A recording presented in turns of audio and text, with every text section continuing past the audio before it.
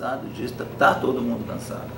Os valores, eu viajo muito aí pelo Brasil afora, pelo mundo afora, estive na Coreia do Sul. A presidente da Coreia do Sul não pegou nada, ela deu informação privilegiada na brincadeira, ela pegou 24 anos de prisão e ninguém foi para a rua lá para frente do presídio, não. Você foi lá em Israel, o ex-primeiro-ministro foi por $60 mil. Aqui põe 100 mil na cueca. O cara pegou 6 anos de prisão por 60 mil. Então, o pessoal cansou. Né? O cidadão comum que sofre aí do tempo todo, onde você vê sujeito roubando milhões e você vai no Rio de Janeiro que termina uma Olimpíada sem um centavo para pagar funcionário e todos os mecanismos da sociedade não deram alerta de que o Rio de Janeiro estava sendo roubado.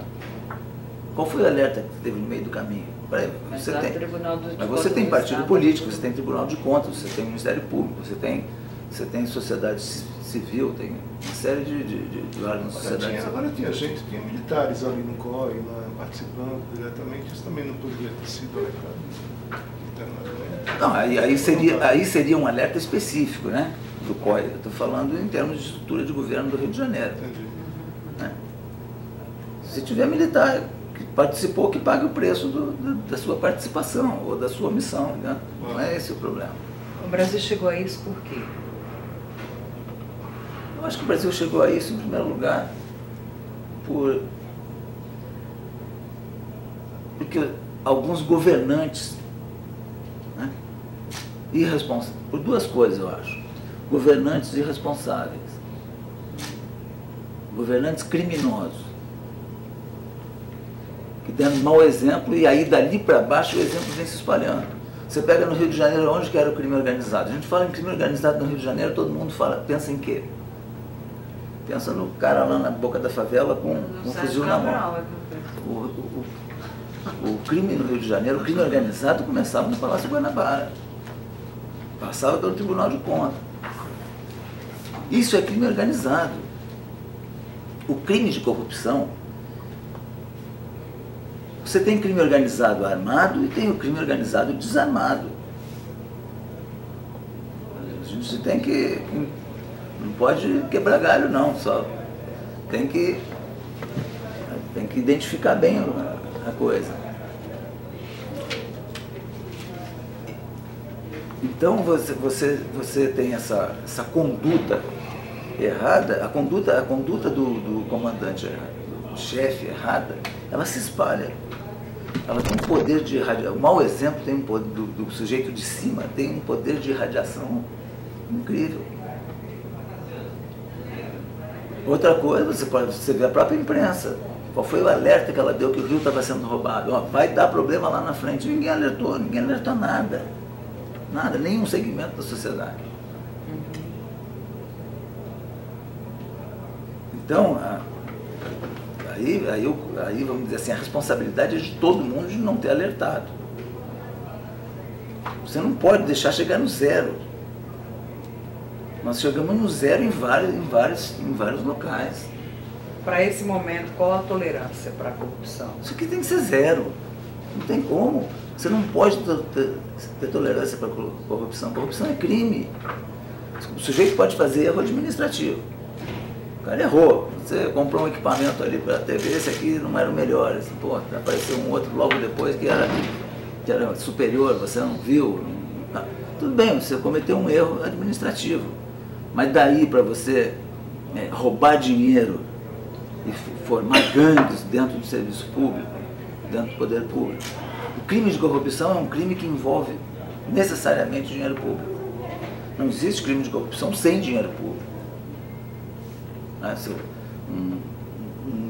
Entre dois particulares existem maus negócios, onde um ganha mais do que a média, etc. Mas aí é mau negócio. O crime de corrupção necessariamente envolve dinheiro público por conceito. E é muito difícil você roubar dinheiro público sozinho. Normalmente você tem conivência de outras pessoas. Então a corrupção é um clássico de crime organizado. Ninguém junta 51 milhões dentro da sua casa se não tiver a conivência de outro.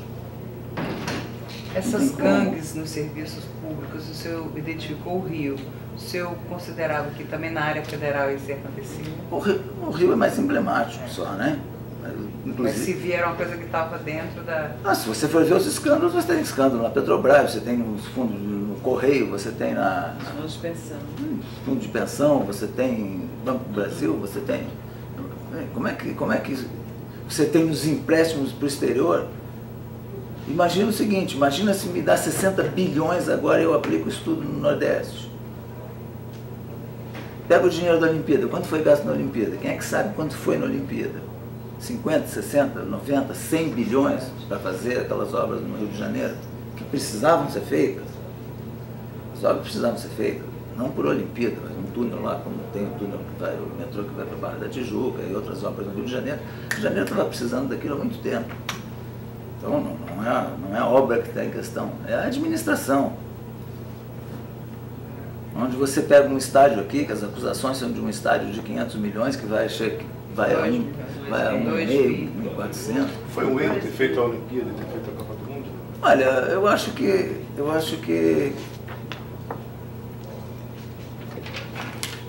foi. Eu gosto de futebol, sou fanático por futebol, só que